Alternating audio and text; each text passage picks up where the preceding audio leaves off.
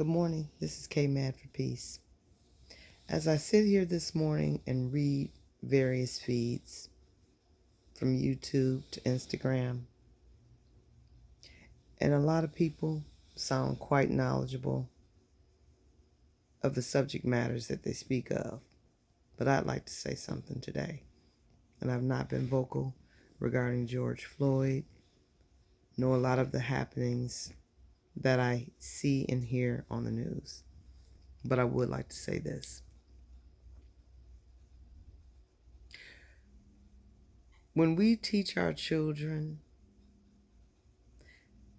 we should be seeing something in them that we should grasp and hold on to and start to feed. That the niche is what I call it, that they have, should be fed alongside a plate of confidence, a level of security that they should feel in acquiring what it is they're learning. If we, as parents and grandparents, caretakers, guardians, don't start getting a handle of our youth and ensuring them safety first, sometimes that may require that our walk may be a little different, less aggressive, not to state that we should not be defending ourselves should something come against us. That's not what I'm saying, and I would never say it. But I would say not to incite violence, not to go out looking for it, finding it, and just because one has a trigger finger retaliating. That's not what I'm saying. I'm of peace. I'm of a love walk. But I'm not saying allow negativity and bad behavior and actions to overtake you. Now, I will say, if you want to defend yourself legally, get yourself a permit, go to the gun range if that's what you see fit for yourself or for your family, in defense of your family. There are those out there that are doing it, but you can't take a bullet back. So whatever it is that you feed your child or you feed yourself, and then you go out and take it into the street because you have some kind of feeling about it or some kind of justice that you're seeking, those are the things that come back to you. So I'm saying this right now, back to our children. Across America, and I don't know, maybe other places that I've visited, but I've read about, our children in record numbers are our future, our legacies. These are the people that are going to be left behind. The behavior and how we deal with things, this is what they're going to see. And just like sponges, they're going to absorb it. We're busy with ourselves. We're busy with our time.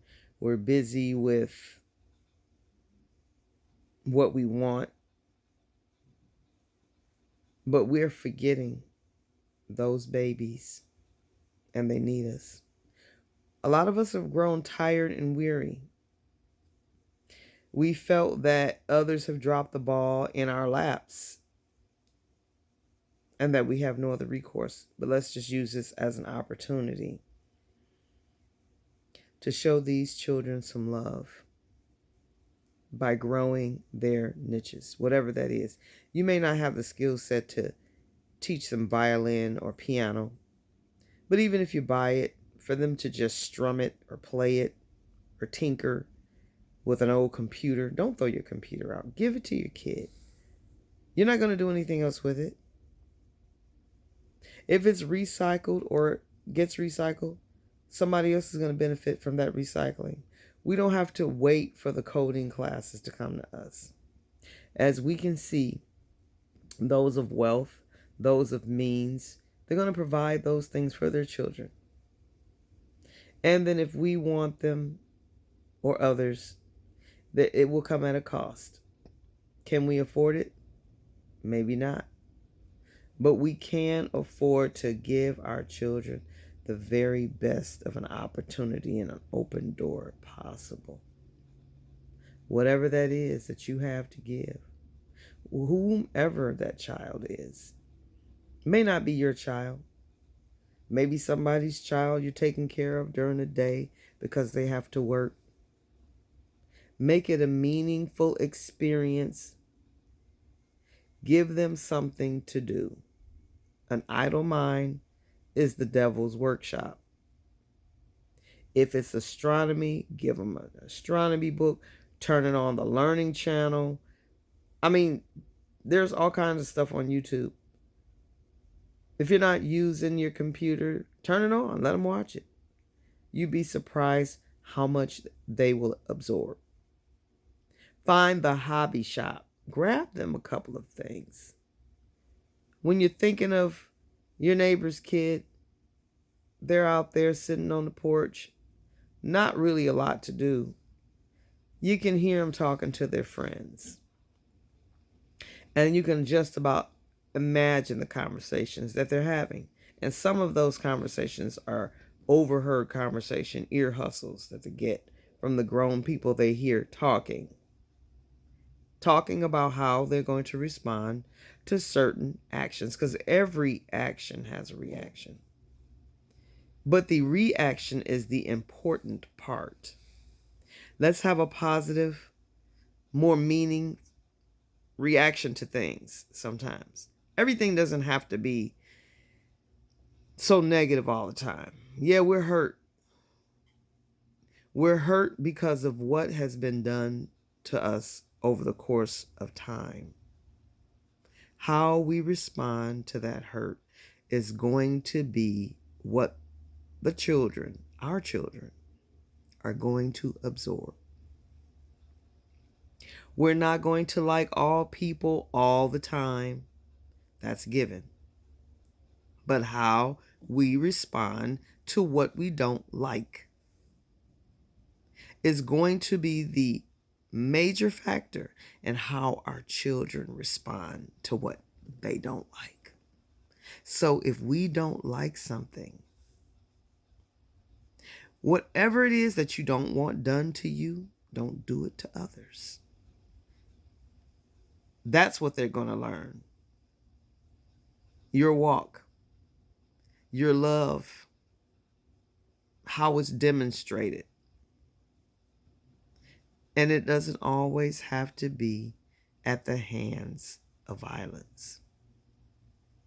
Yes, over the centuries, our people have been violated with violence.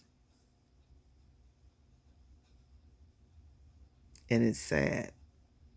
It's a horrible truth that no one wants to discuss, but it's there.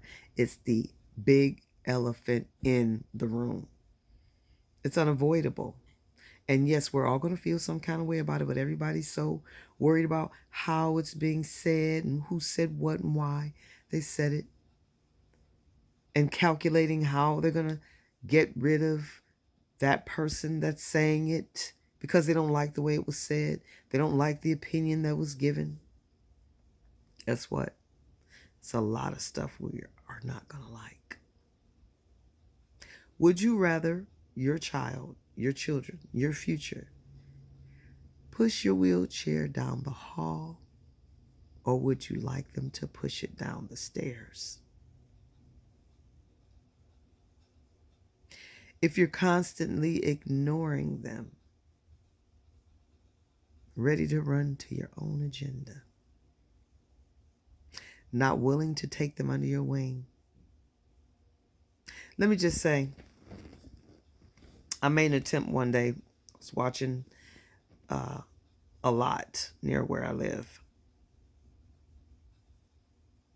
And I wanted that lot. And I said, that'd be a nice lot to build a house on. Couldn't afford to do it, but hey, it happens. We all don't get everything we want. But eventually the lot was bought. And as it were, the builders were there one day as I walked by and I asked the question, hey, so what are you guys building here? Because sometimes commercial properties are built on some of these lots. And they said, we're building a house for a family that has a handicapped child. Now, isn't that a wonderful sacrifice? Beautiful. And I thought to myself, well, it's a good thing that I wasn't able to get that lot. That's going to be a beautiful thing for this child to have. A handicap accessible home with plenty of room to wheel around in because she's wheelchair bound, by the way. And as I watched the space being built and the floor plan, the way it was being laid out, this place is spectacular. It's beautiful the way it's turned out. As the finishing touches for the landscape were being done, the builder happened to come out and check on the last of the work, and I stopped him and I asked him this, because this is a passion of mine as well. I said, let me ask you a question. What I've noticed that there are a lot of idle-minded teenagers in my area. African American men, colored men, Asiatic men, however you want to label our dark-skinned males in our community. And I asked him, would it be possible if you'd have some free time to volunteer teaching our young men about building, wiring, plumbing? And of course, and let me, by the way, fill this in. He was a Caucasian man.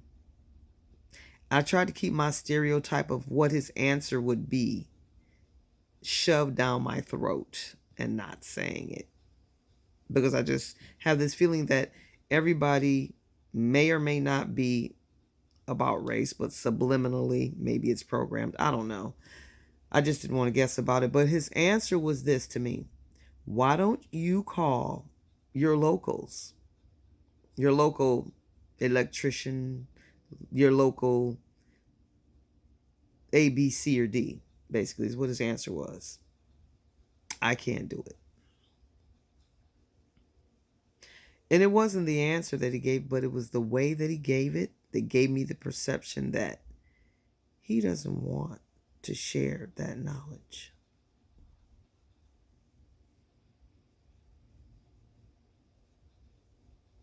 With young men of color. So for a long time, I researched the engineering schools, building schools, trade schools, etc. that classes offered the availability of them. Because I have a son myself and a grandson, a couple of them. And I want to see their futures bright. I want to see them self-sufficient. I want to see them as the providing men that they would have to be for their families and for themselves. That was the answer I got. So now I have to be creative. If I want them to have that, if that should be their niche, I'm going to have to get creative about it.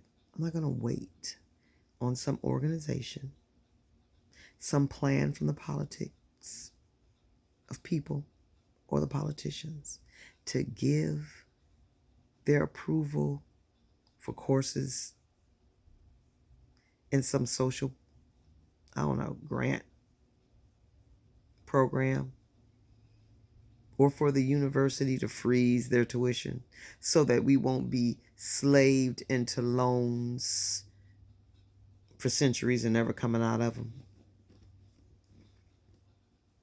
Because what I've seen going to college myself is that we get trapped into these loans, indentured servants forever.